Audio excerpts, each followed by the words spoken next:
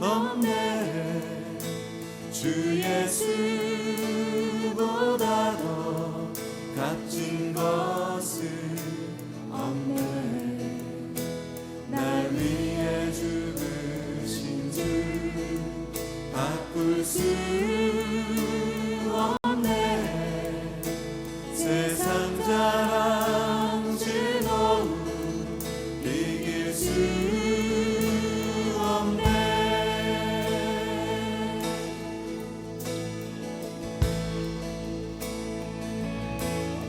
주 예수보다 귀한 것은 없네. 주 예수보다 더 값진 것은 없네. 날 위해 죽으신 주 바꿀 수 없네. 세상 자랑 즐거움 이길 수 없네.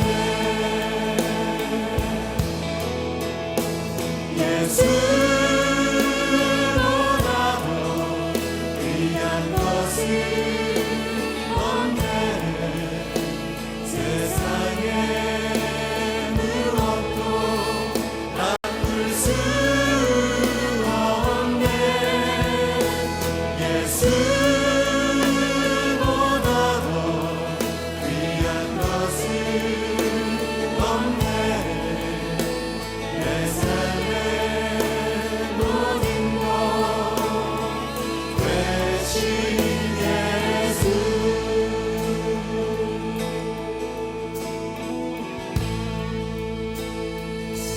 주 예수보다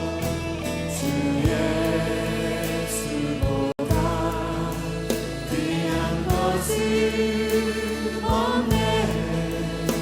주 예수보다 더 값진 것은 없네. 날 위해 죽으신 주 바꿀 수 없네. 세상 자랑 즐거움 이길 수 없네.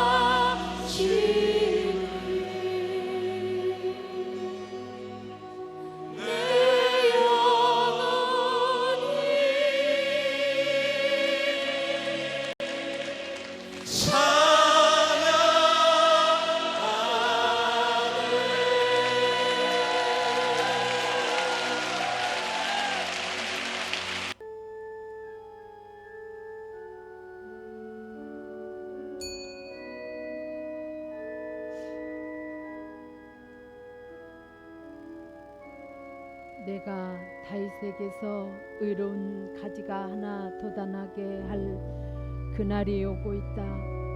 나 주의 말이다. 그는 왕이 되어 슬기롭게 통치하면서 세상에 공평과 정의를 실현할 것이다. 그때가 오면 유다가 구원을 받을 것이며 이스라엘이 완전한 거처가 될 것이다. 사람들이 그 이름을 주님은 우리의 구원이시다라고 부를 것이다. 너희는 위로하여라. 나의 백성을 위로하여라. 너희의 하나님께서 말씀하신다. 한 소리가 외친다. 광야에 주님께서 오실 길을 닦아라. 사막에 우리의 하나님께서 오실 큰 길을 곧게 내어라. 모든 계곡은 메우고 산과 언덕은 깎아내리고 거친 길은 평탄하게 하고 험한 곳은 평지로 만들어라. 주님의 영광이 나타날 것이니 모든 사람이 그것을 함께 볼 것이다. 이것은 주님께서 친히 약속하신 것이다. 한 소리가 외친다. 너는 외쳐라. 그래서 내가 무엇이라고 외쳐야 합니까? 하고 물었다. 모든 육체는 풀이요 그의 모든 아름다움은 들의 꽃과 같을 뿐이다. 주님께서 그 위에 입김을 부시면 풀은 마르고 꽃은 시든다. 그렇다. 이 백성은 풀에 지나지 않는다.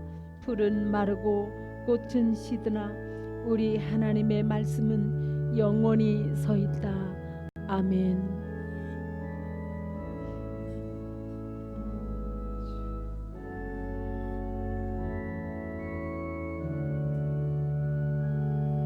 대림절 기원 말씀을 교독합니다. 응? 죄송합니다. 111장 귀중한 보배합을 화답송을 드립니다.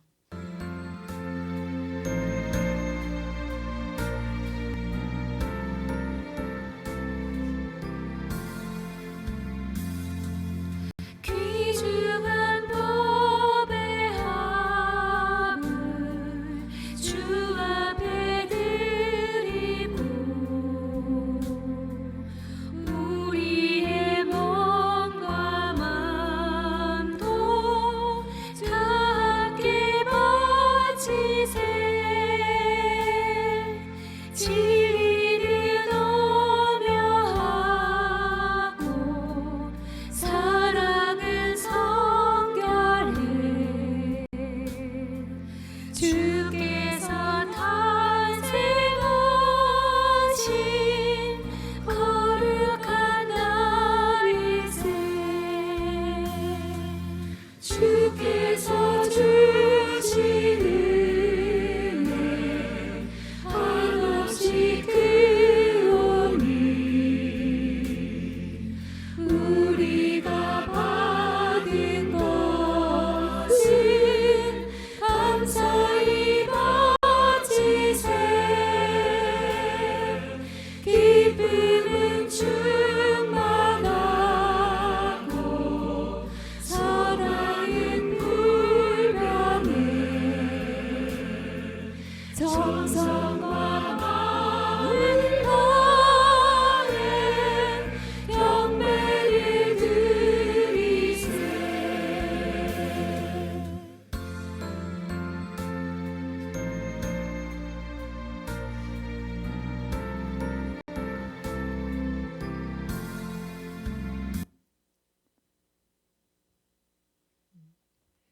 대림절 기원을 교독하겠습니다.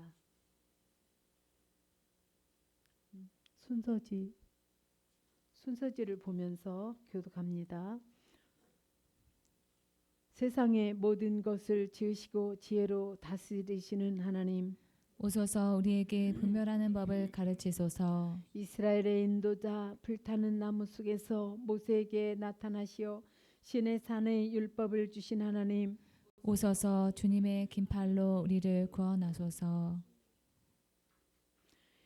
모든 이방인들이 그 앞에 단언하며 모든 왕들이 그 앞에서 침묵하는 왕이신 예수님, 오소서 우리를 해방시키소서. 지체하지 마소서. 열면 닫을 자가 없고 닫으면 열 자가 없는 다윗의 열쇠이신 하나님, 오소서. 죽음의 그림자와 어둠 속에 앉아있던 포로들이 감옥에서 나오게 하소서. 정의의 태양 영원한 빛의 밝음이신 예수님, 오소서. 어둠과 죽음의 그림자 가운데 앉아있는 이들을 비추소서.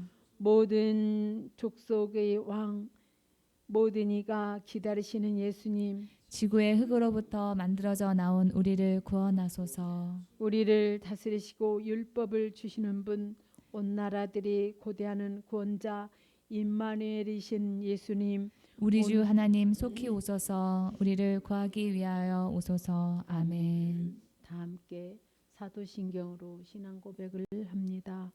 나는 전능하신 아버지 하나님 천지의 창조주를 믿습니다. 나는 그의 유일하신 아들 우리 주 예수 그리스도를 믿습니다. 그는 성령으로 잉태되어 동정녀 마리아에게서 나시고 본디오 빌라도에게 고난을 받아 십자가에 못 박혀 죽으시고 장사된 지 사흘 만에 죽은 자 가운데서 다시 살아나셨으며 하늘에 오르시어 전능하신 아버지 하나님 우편에 앉아 계시다가 거기로부터 살아있는 자와 죽은 자를 심판하러 오십니다. 나는 성령을 믿으며 거룩한 공교회와 성도의 교제와 죄를 용서받는 것과 몸의 부활과 영생을 믿습니다. 아멘. 찬송가 104장 곧 오소서 임마누엘 찬양을 드리겠습니다.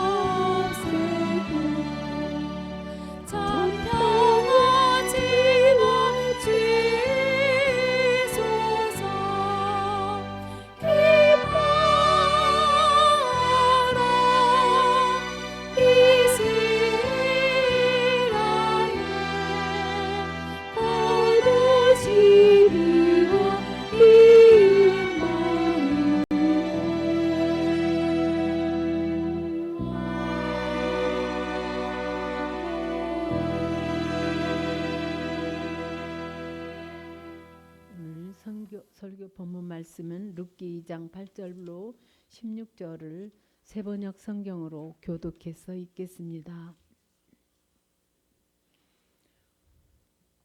보아스가 르세게 말하였다. 여보시오, 세댁 내가 하는 말을 잘 들으시오. 이삭을 주려고 다른 밭으로 가지 마시오. 여기를 떠나지 말고 우리 밭에서 일하는 여자들을 바싹 따라다니시도록 하시오. 우리 일꾼들이 곡식을 거두는 밭에서 눈길을 돌리지 말고 여자들의 뒤를 따라다니면서 이삭을 줍도록 하시오. 젊은 남자 일꾼들에게는 덱을 건드리지 말라고 단단히 일러두겠소. 목이 마르거든 주저하지 말고 물단지에 가서 젊은 남자 일꾼들이 길어다가 둔 물을 마시도록 하시오. 그러자 룻은 엎드려 이마를 땅에 대고 절을 하면서 이 보아스에게 말하였다. 저는 한낱 이방 여자일 뿐인데 어찌하여 저 같은 것을 이렇게까지 잘 보살피시고 생각하여 주십니까? 보아스가 룻에게 대답하였다. 남편을 잃은 뒤에 덱이 시어머니에게 어떻게 하였는지를 자세히 들어서 다 알고 있소. 덱은 친정 아버지와 어머니를 떠나고 태어난 땅을 떠나서 엊그제까지만 해도 알지 못하던 다른 백성에게로 오지 않았소. 덱이 한 일은 주님께서 갚아 주실 것이요 이제 덱이 주 이스라엘의 하나님의 날개 밑으로 보호를 받으러 왔으니 그분께서 덱에게 넉넉히 갚아 주실 것이요.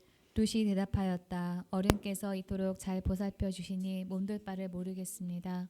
어른께서 거느리고 계신 여동절 축에도 끼지 못할 이 종을 이처럼 위로하여 주시니 보잘것없는 이 몸이 큰 용기를 얻습니다. 먹을 때가 되어서 보아스가 그에게 말하였다. 이리로 오시오.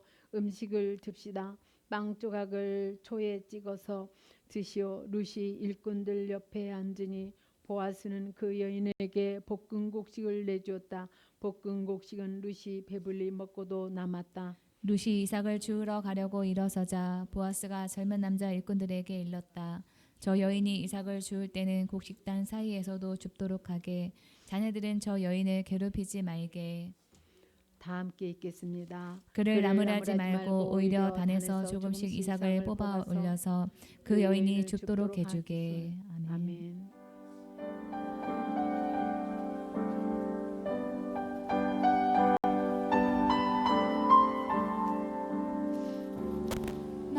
말씀하소서 여호와여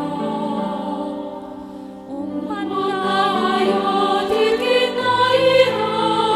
성령 하나님이여 평안 내려 주소서. 듣겠나이다.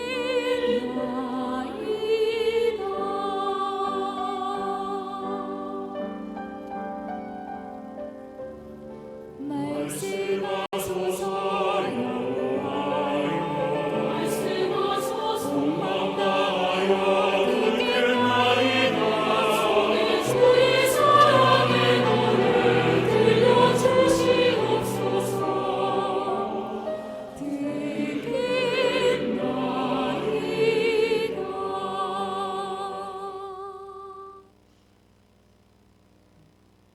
유승범 집사님께서 특송해 주시고요.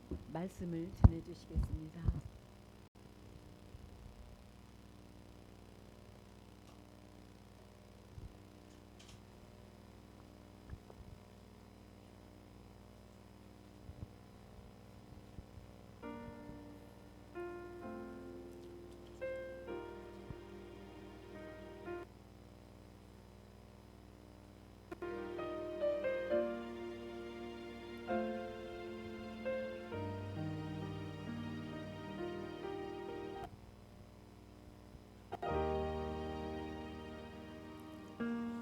내 영혼이 주를 찬양하며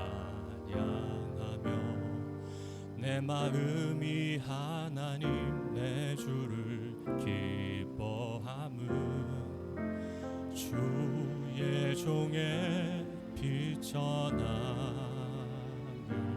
주께서 돌보심이라. 이제후로는 나를 복이 있다. 일걸으리로다. 능하시니가 큰 일을 행하 행하시니 그의 이름 거룩하도다. 긍휼하심이 주를 두려워하는 자에게 있도다. 권세 있는 자 낮추시고 비천한 자 높이시네. 줄인 자에게 좋은 것으로 배불리시는 하나님, 우리를 긍휼히 여기시고 나를 기억하소서.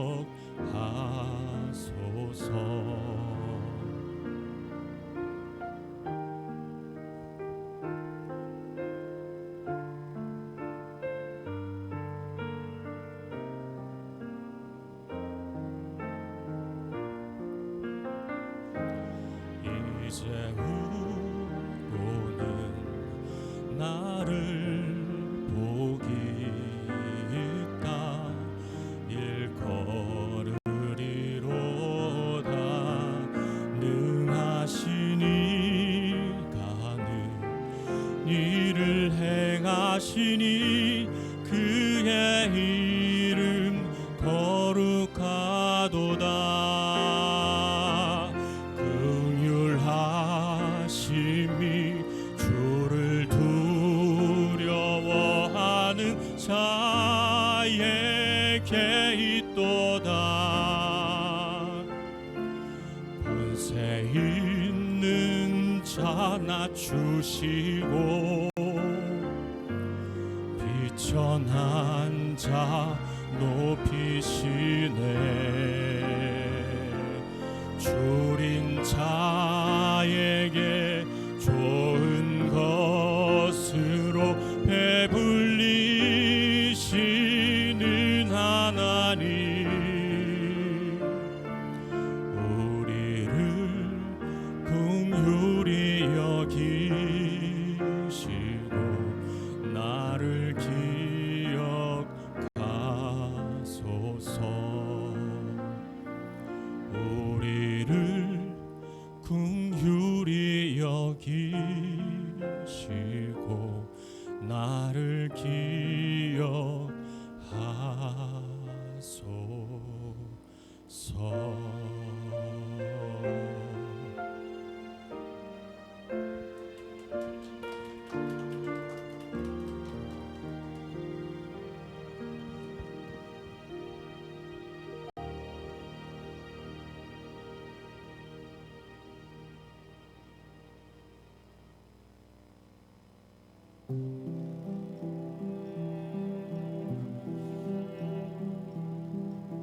올해를 돌아보면 애석하게도 즐거운 일보단 마음을 무겁게 하는 일들이 더 많은 것 같습니다. 길고 긴 터널을 지나가는 상황 속에서 우리는 무엇을 생각하며 기다려야 할까요? 이미, 그러나 아직을 살아가는 우리 그리스도인들에게 기다림은 낯선 개념이 아닙니다. 그리고 사실 이미 우린 그 절기를 괴력으로 보내고 있죠. 지난 11월 27일부터 시작된 대림절입니다. 어드벤트는 오다, 도착하다라는 뜻을 가졌습니다. 이는 하나님이 예수 그리스도를 통해 이 세상에 오심을 의미하며 이미 오신 그리스도의 초림을 기념하고 재림을 기다리고 준비하는 절기입니다. 대림절은 주 4세기 초대교회로부터 유래되었습니다. 당시엔 성탄을 축하하고 준비하는 의미만 가졌으며 7세기 후반에 이르러서는 재림을 기다리는 의미도 확장되어 오늘날의 의미로 정립되었습니다. 시기는 매년 성탄 4주 전부터 시작해 크리스마스 이브까지 진행되며 기념되고 있죠. 그런데 혹시 우리는 이 시기를 의미 없이 보내고 있지 않나요?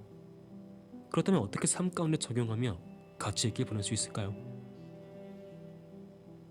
오늘날의 세상은 성경이 쓰이던 시대와 같이 여전히 죄와 사망 가운데 괴로워하고 있습니다.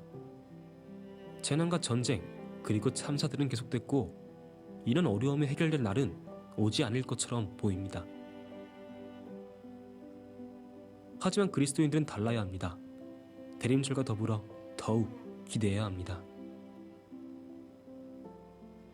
우리를 위해 이미 이 땅에 육신을 입고 그리스도가 오셨고 그가 겪은 고난과 죽음의 기다림이 부활을 통해 회복되기 때문이며 오늘날의 죄와 사망의 시간 속에서 아직 고난을 겪는 우리지만 그분이 다시 오실 때 부활을 증거 삼아 우리도 회복되리라는 믿음을 가지고 있기 때문입니다.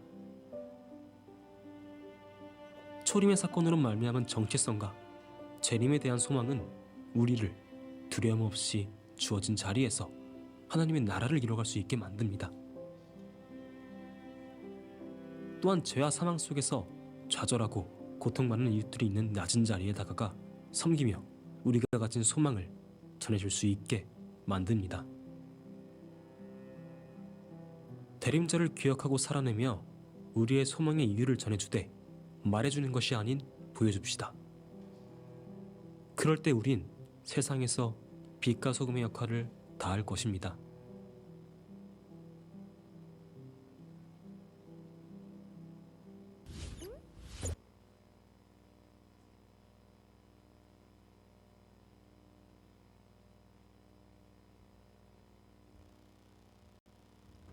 네, 대림절입니다. 대림절은 예수님의 탄생을 기다리는 그런 기간인데요.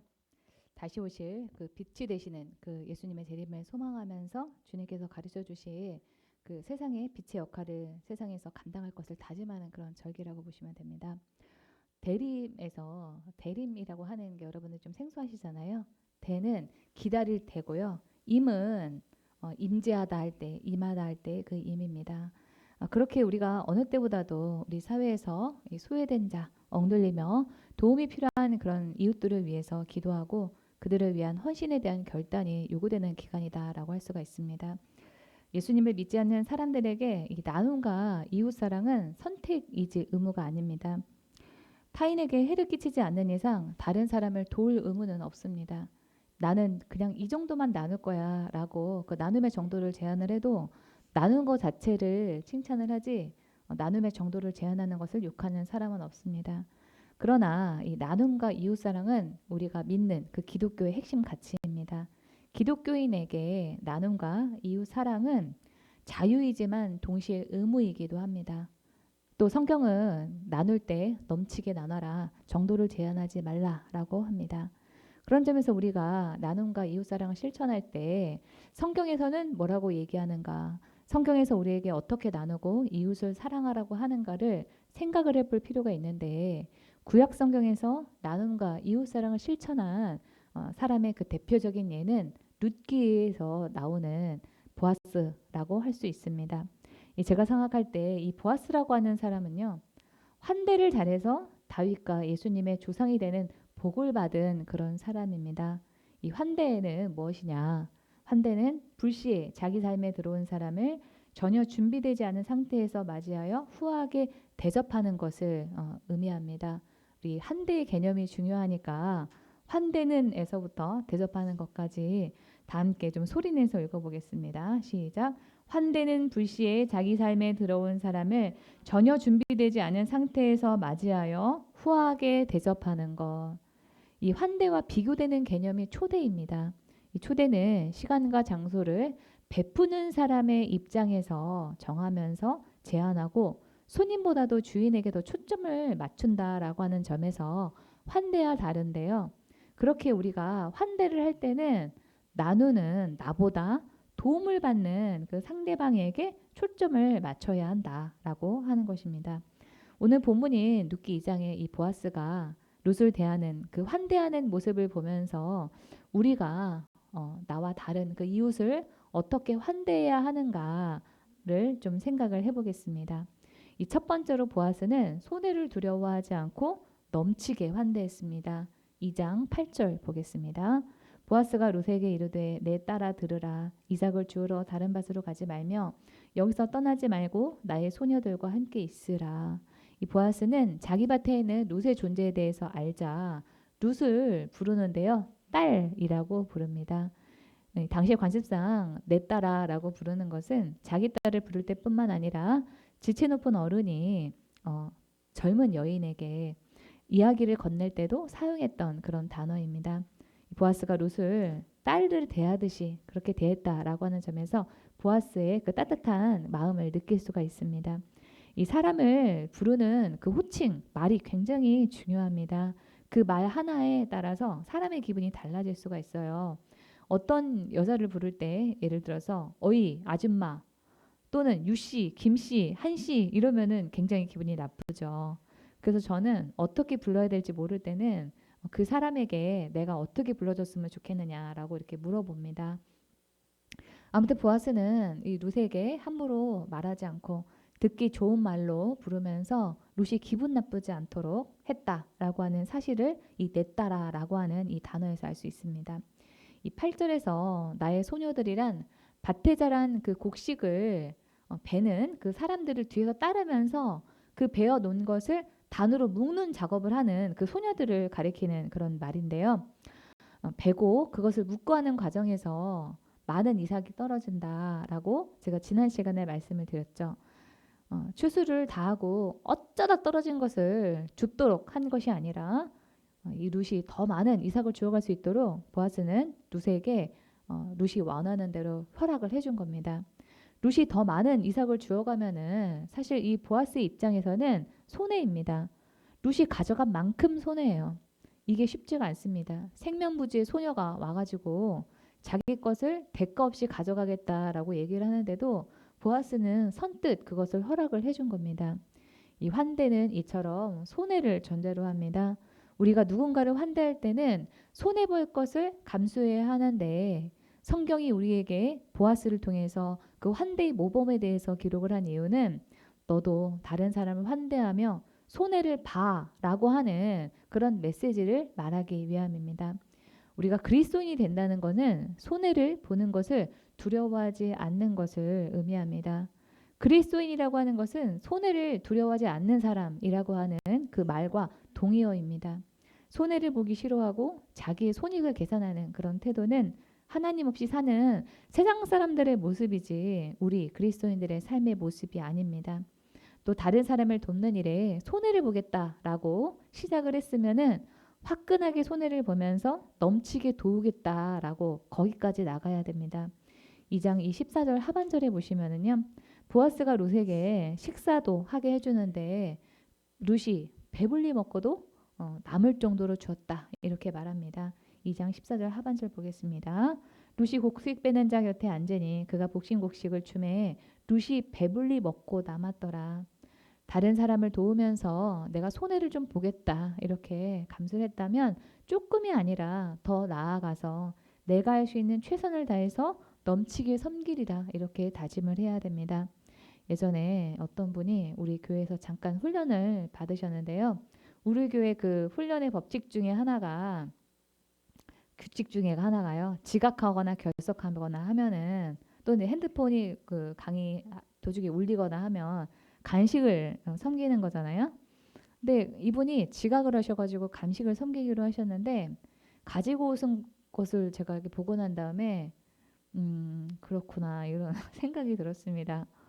먹고 남은 거를 가져가는 집에서 또는 이 섬기는 거를 좀 못 배우신 것 같다. 교회에서 이분이 다니시는 교회에서는 뭘 배웠나 이런 생각이 들었어요.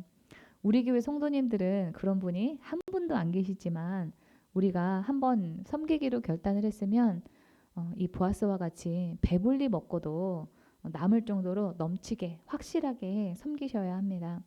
만약에 없으면은 섬길 수 있는 그런 재물을 달라고 기도를 하시고 그래도 없으면 내가 사정이 여의치 않아서 그러니 이해해 달라라고 설명을 하셔야 됩니다. 제가 이 34살에 예수님을 만나서 변화를 했는데요. 기도하고 묵상을 하면서 제 자신이 가장 많이 변했다라고 생각하는 점 중에 하나가 손해를 보는 것을 두려워하지 않게 되었다라고 하는 겁니다. 제가 묵상을 하면서 성경에 맞게 살면은 하나님이 내 손해를 갚아주신다라고 하는 그런 확신이 생기니까 손해에 대한 두려움이 사라졌는데 그게 얼마나 저에게 여유를 주는지 모릅니다. 그 전에는 제가 손해를 보면은 큰일 나는 건 줄 알았습니다. 손해 보기 싫어서 계산해야 되고 몸을 사려야 하고 하니까 눈치를 보고 예민하고 마음이 불편한 게 있었어요. 그런데 제가 손해에 대해서 자유롭게 되니까 마음이 편안해지고 다른 사람을 대하는 그런 태도도 여유롭게 되었습니다. 손해보기 싫어하면 환대를 못하고 환대하지 않는 그런 태도는 성경적이지 않습니다. 성경적인 삶은 손해에 대해서 예민해하지 않습니다. 하나님이 갚아주실 것을 기대하면서 손해에 관해서 자유하신 여러분이 되시기를 주님의 이름으로 축원합니다. 두 번째로 이 보아스의 환대는 세심했습니다. 9절 보겠습니다. 그들이 베는 밭을 보고 그들을 따르라. 내가 그 소년들에게 명령하여 너를 건드리지 말라 하였느니라. 목이 마르거든 그릇에 가서 소년들이 길어온 것을 마실지니라 하는지라. 보아스는 당시 사람들이 천대하는 이방인에다가 어린 소녀였던 이 룻이 남자들에게 희롱을 당하지 않도록 하고 물도 마시라 이렇게 허락을 했습니다. 보아스와 룻이 살았던 가나안 땅은 여러분들이 잘 알다시피 물이 아주 귀한 중동입니다.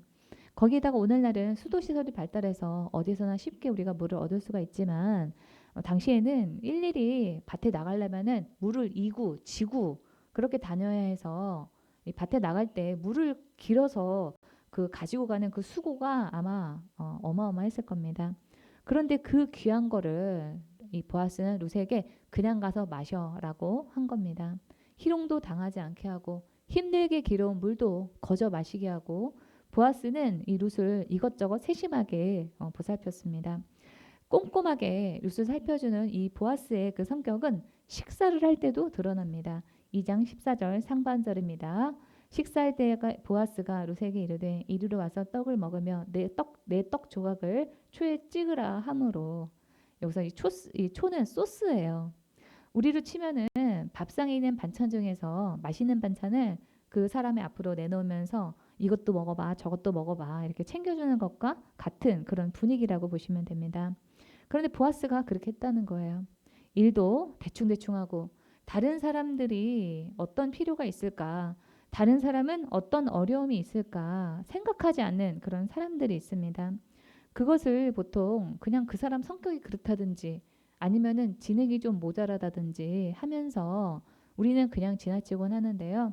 성경이 제시하는 바람직한 성격의 사람은 다른 사람에게 어떤 필요가 있을까? 다른 사람에게 내가 무엇을 채워줘야 할까를 꼼꼼하게 연구한다라고 하는 것입니다. 그 예가 바로 예수님입니다. 예수님은 부활하시고 난 다음에 제자들이 고기를 잡으러 갔을 때 물에서 고기를 잡고 오면은 춥고 배고플 것을 생각을 하시고 숯불을 피워놓고 음식을 준비를 놓고 그렇게 기다리셨습니다. 요한복음 21장 9절입니다.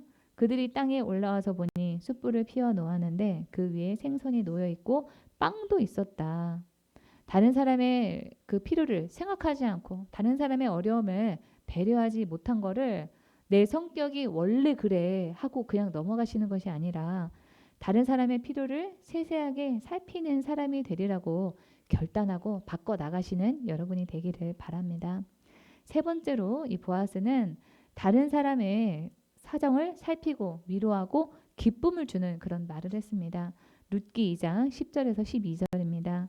룻이 엎드려 얼굴을 땅에 대고 절하며 그에게 이르되 나는 이방 여인이거늘 당신이 어찌하여 내게 은혜를 베푸시며 나를 돌보시나이까 하니 보아스가 그에게 대답하여 이르되 남편이 죽은 후로 내가 시어머니에게 간 모든 것과 내 부모와 고국을 떠나 전에 알지 못하던 백성에게로 온 일이 내게 분명히 알려졌느니라. 여호와께서 내가 행한 일에 보답하시기를 원하며 이스라엘 하나님 여호와께서 그의 날개 아래에 보호를 받으러 온 내게 온전한 상 주시기를 원하노라 하는지라. 이 룻이 보아스에게 어찌 나에게 은혜를 베푸시냐 이렇게 하니까 보아스는 룻에게 너는 도움을 받을 만한 자격이 있다 이렇게 말을 합니다. 너는 대우받아 마땅한 일을 했어 라고 하면서 이 룻의 삶을 존중해주고 이해해 주었습니다. 그런 보아스의 말은 룻에게 큰 위로가 되었을 것입니다. 그래서 룻이 13절에서 이 보아스의 말에 감사를 표현합니다. 룻이 이르되 내 주여 내가 당신께 은혜 있기를 원하나이다. 나는 당신의 하녀 중에 하나와도 같지 못하오나 당신이 이 하녀를 위로하시고 마음을 기쁘게 하는 말씀을 하셨나이다 하니라. 우리는 이 대목에서 나는 누구를 위로하고 누구의 마음을 기쁘게 하는 그런 말을 했는가를 생각을 해봐야 합니다. 여러분이 하는 말은 위로하는 말, 다른 사람을 기쁘게 하는 그러한 말입니까? 네. 오늘 우리에게 위로가 필요하신 분이 있습니다. 우리 윤은희 집사님께서 교통사고를 당하셔가지고 차를 폐차시킬 정도로 크게 사고가 났어요. 그래서 지금도 지금 누워 계시는 그런 상황인데도 누워 계셔야 되는 상황인데도 저희 교회 오셨거든요. 그래서 이 찬양하는데 우리 집사님이 안 보여가지고 잠깐 통화하러 가셨나? 그러니까 제 생각이 미치지 못했던 거예요. 그래서 생각을 해보니까 사무실에 가서 지금 아프셔갖고 누워 계시는구나. 그래서 지금 문을 살짝 열어놓고 지금 듣느라고 아마 그러고 계실 거예요. 예, 여러분의 위로가 필요합니다. 이 마음과 말은 같이 갑니다. 예쁜 마음에서 예쁜 말이 나오고 사랑으로 충만한 그런 마음에서 사랑의 말도 나옵니다. 그래서 먼저 마음으로 위로하고 다른 사람을 기쁘게 해야 되겠다라고 마음부터 결단을 해야지 위로와 기쁨을 주는 그런 말도 우리 입에서 나올 수 있습니다. 보아스가 위로와 기쁨을 주는 그런 말을 하는 사람이었다는 것은 그의 내면 또한 그런 사람이었다라고 하는 그런 뜻입니다. 마음에서부터 다른 사람을 위로하고 기쁘게 하는 그런 사람이 되어야 되겠다고 결단하시고 여러분의 입에서 나오는 그 말 또한 예쁜 말, 마음과 같이 예쁜 우리 모두가 되기를 주님의 이름으로 축복합니다.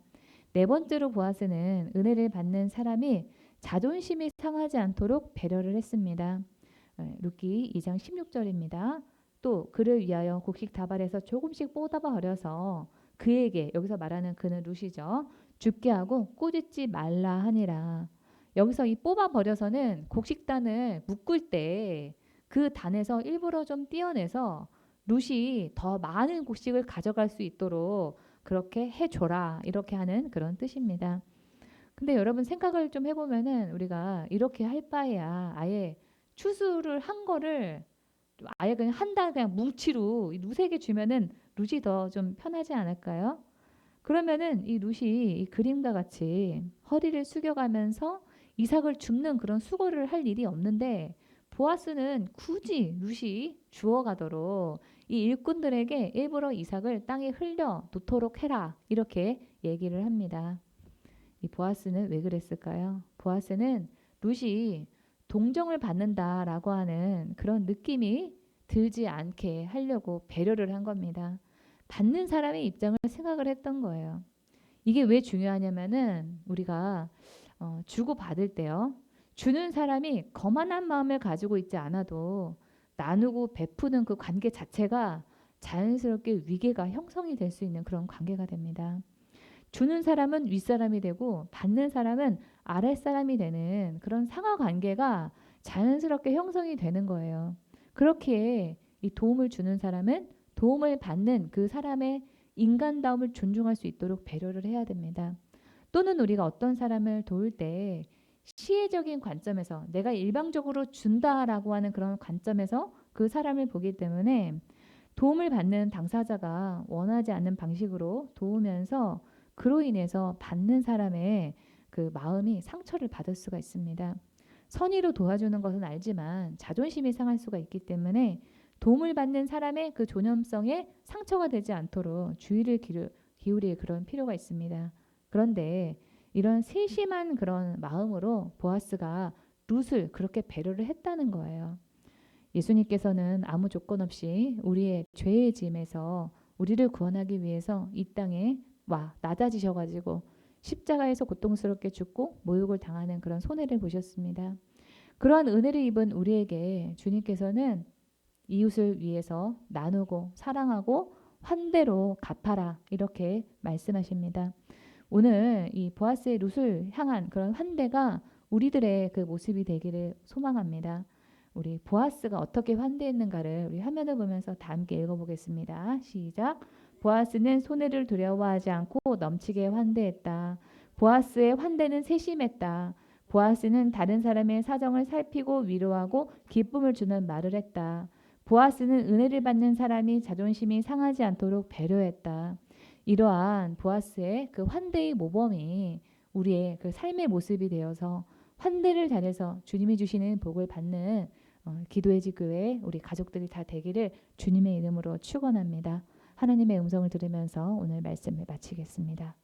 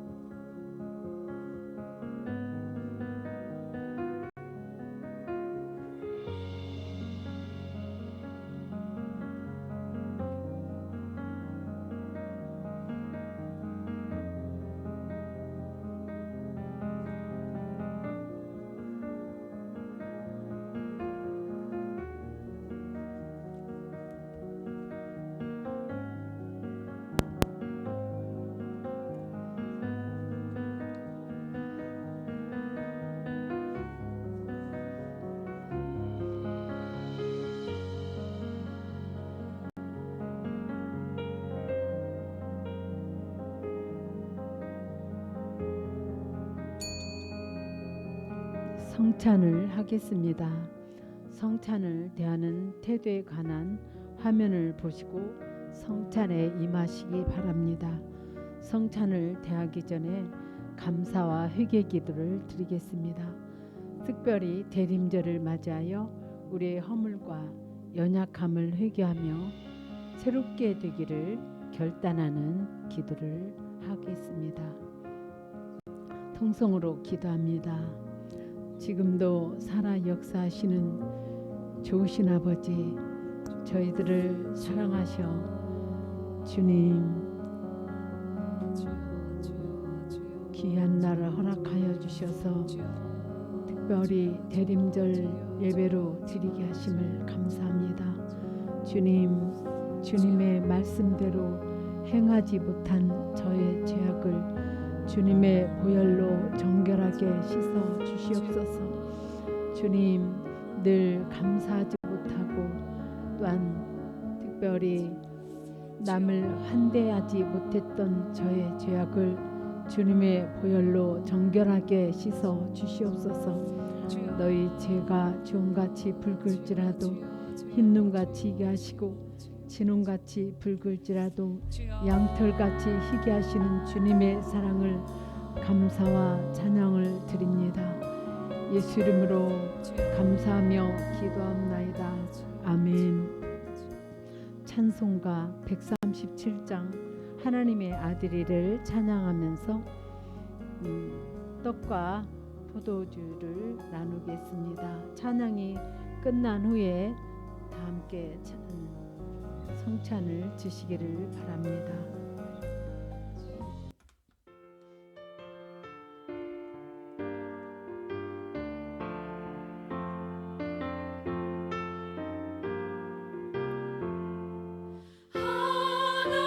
하나님의 아들이 사람 몸을 입으사 이 땅 위에 오셨다.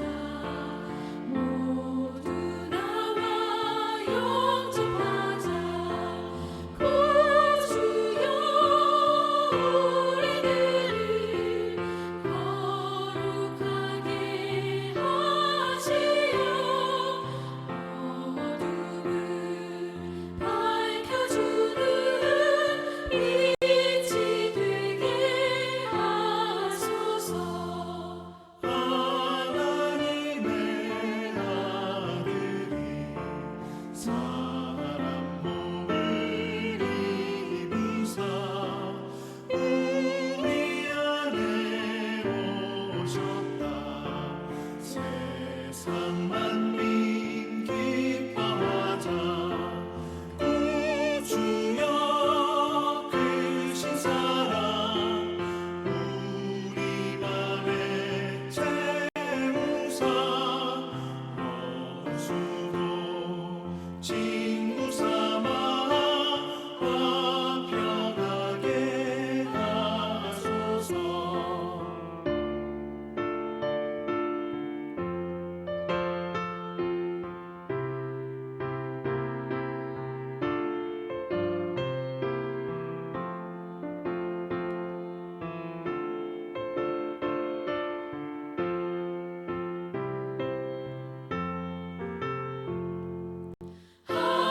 하나님의 아들이 사람 몸을 입으사 우리 함께 사셨다.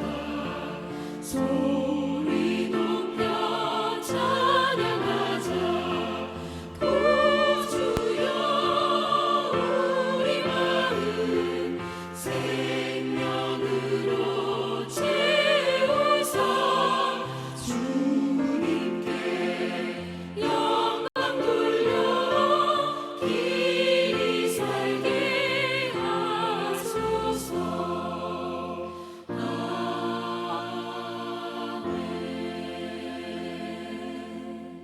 다 함께 떡과 포도주를 먹겠습니다.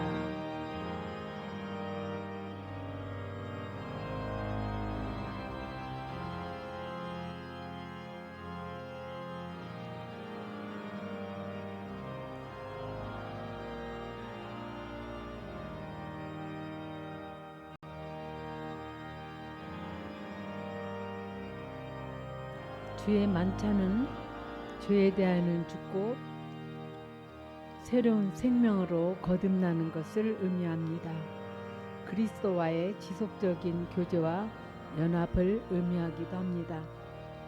떡은 주님의 몸이니 이 떡을 먹음으로 예수님을 기억하라고 하십니다. 포도주는 예수님께서 십자가에서 흘리신 피를 상징하는데 피는 생명을 의미합니다. 광고가 있습니다. 예배 후에 셀 모임과 식사가 있습니다. 교제와 만찬은 예수님의 때부터 교회에 내려온 전통으로 예배의 일부입니다. 교회 공동체에 속한 사람의 의무와 특권이기도 합니다. 시간을 꼭 내셔 참석을 바랍니다. 지난 월요일에 11월 27일 장로회 신학대학교 신학대학원에 재학 중인 손이결 중국분이시고요. 알레비노트 네팔 분이시고요. 응엔티코아 베트남 분이시고요. 규옥투안 베트남 분에게 각각 20만 원씩 저희 교회에서 선교비를 입금해 드렸습니다. 찬송가 영상 잠깐. 영상 잠깐. 안녕하세요. 저희는 베트남에서 온 화. 투안이라고 합니다. 현재 장로회 신학대학교에서 신학을 공부하고 있습니다. 저희 한국에서 생활하면서 어려움이 있었지만 항상 하나님의 은혜를 경험하고 있습니다. 이번에도 기도의 집 교회가 저희를 생각해 주시고 장학금도 주셔서 너무 감사드리고 감동 많이 받았습니다. 네, 저희도 항상 기도의 집 교회를 위해 기억하고 기도하겠습니다. 네, 저희 한국에서 공부를 마치고 베트남에 돌아가서 하나님의 복음을 열심히 전할 수 있도록 기도 부탁드립니다. 네, 감사합니다. 감사합니다.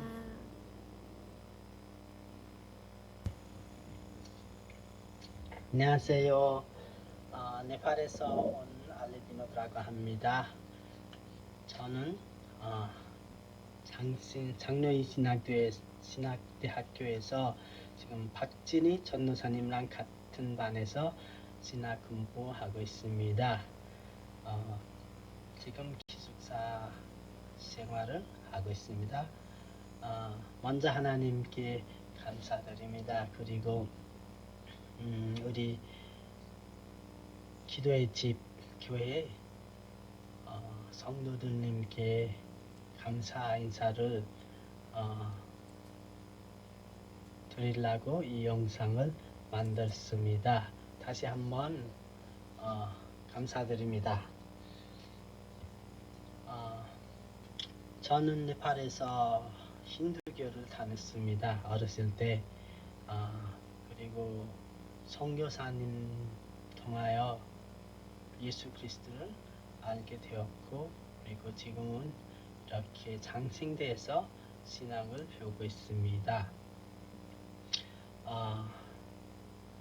제가 알지도 못하는, 그리고 뵙지도 못하는 성도님을 통하여 이렇게 하나님의 사랑을 또 받게 되었습니다. 진짜 하나님께서는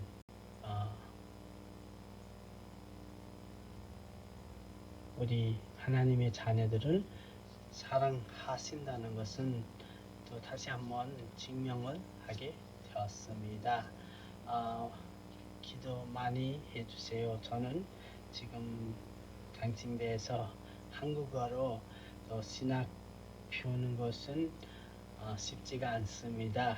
많이 어려움이 있음에도 불구하고 또 노력을 많이 하고 있습니다. 또 여기에서 잘 배워서 다시 네팔에 가서 또 하나님의 복음을 전할 수 있도록 또 여러분께서 많이 기도로 해주시기를 부탁드립니다. 감사합니다.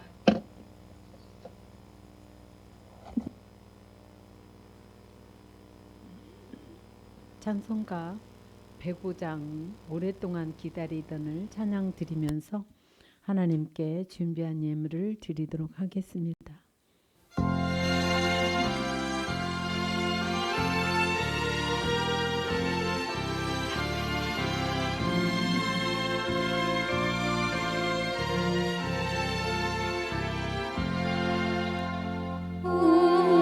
오랫동안 기다리던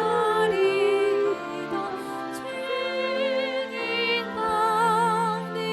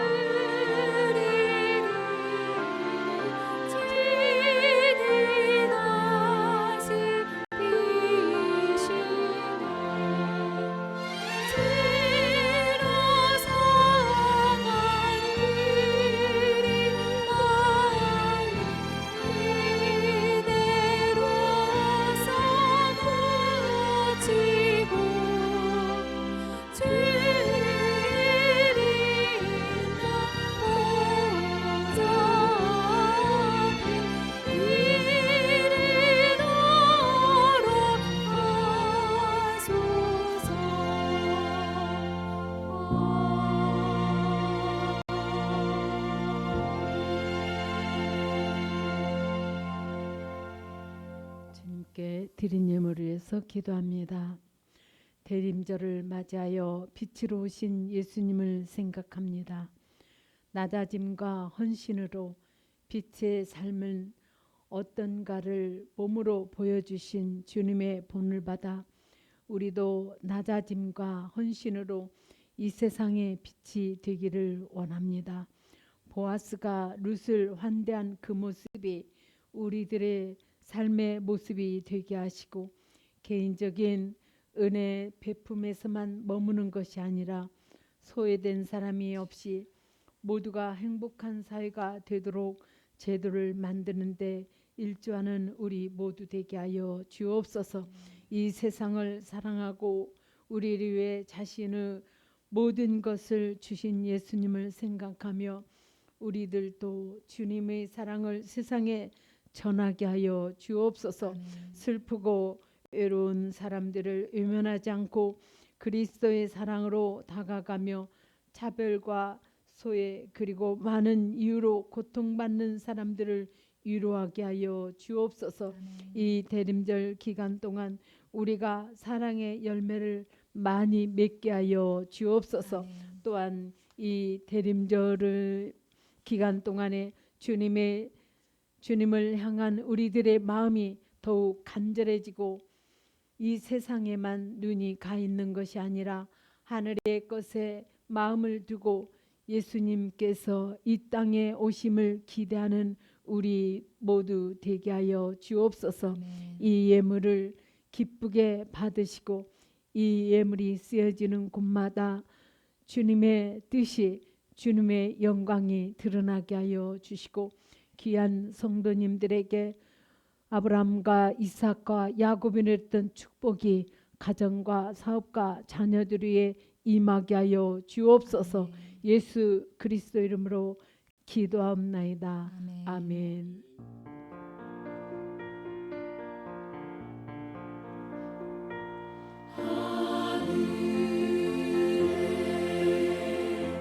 계신 아버지 이름 거룩하사 주님 나라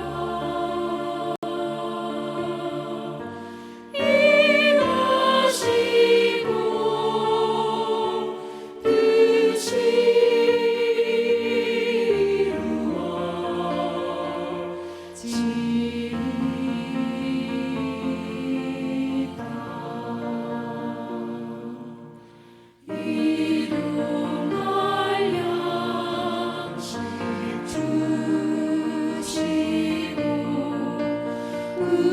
우리들의 큰 죄 다 용서하옵시고 또 시험에 들게 마시고 악에서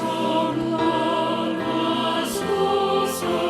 그에게 주의 나라 주의 권세 주의 영광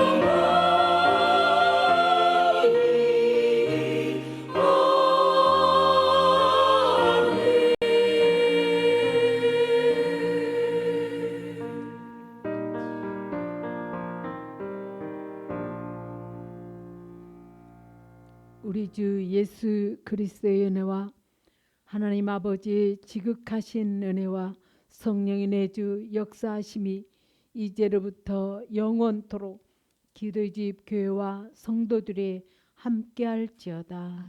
아멘. 엎드려 절하세 엎드려 절하세 엎드려 절하세 그새 주났네 엎드려 전하세 엎드려